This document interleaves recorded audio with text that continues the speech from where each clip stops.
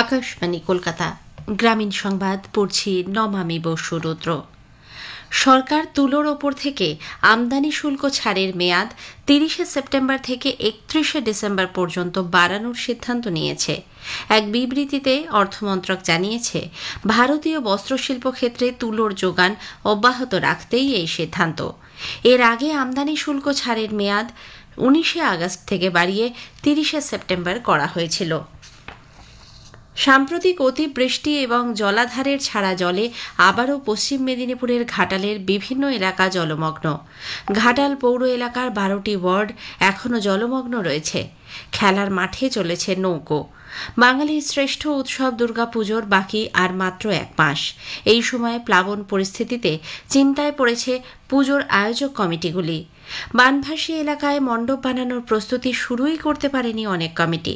আবার দুর্বল মাটিতে মণ্ডপ বানানোর কাজ এগোলেও তা এখন স্থগিত রয়েছে। উল্লেখ্য, চলতি বছরে নিম্নচাপ ও ভারী বৃষ্টির জেরে বেশ কয়েকবার বন্যা পরিস্থিতির সম্মুখীন হতে হয়েছে ঘাটালবাসীকে।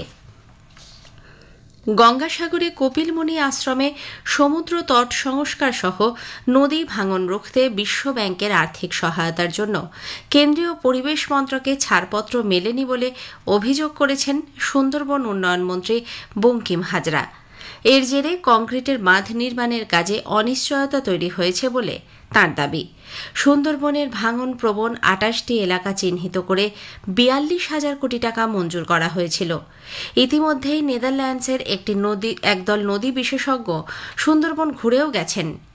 এদিকে আগামী বছর মকর সংক্রান্তিতে সাগর মেলার প্রথম প্রস্তুতি বৈঠক গতকাল কাকদ্বীপে মহকুমা শাসকের দপ্তরে অনুষ্ঠিত হয়।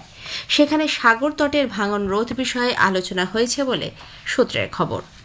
পশ্চিম মেদিনীপুরের আরবাড়ি রেঞ্জের জঙ্গলে একটি হস্তি শাবককে আজ মৃত অবস্থায় পড়ে থাকতে দেখে স্থানীয়রা বন দপ্তরে খবর দেন। সেটি কিভাবে মারা গেছে সে ব্যাপারে বিস্তারিত কিছু জানা যায়নি। গত কয়েকদিন ধরেই এই রেঞ্জের জঙ্গলে প্রায় ৫০ থেকে ৫২টি হাতির একটি দল রয়েছে। স্থানীয় চাঁদাবিলা গ্রামেও ব্যাপক তাণ্ডব চালিয়েছে দলটি।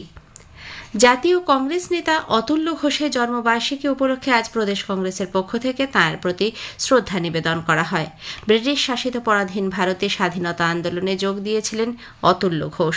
তিনি নিউ বেঙ্গল অ্যাসোসিয়েশনের প্রতিষ্ঠা করেন।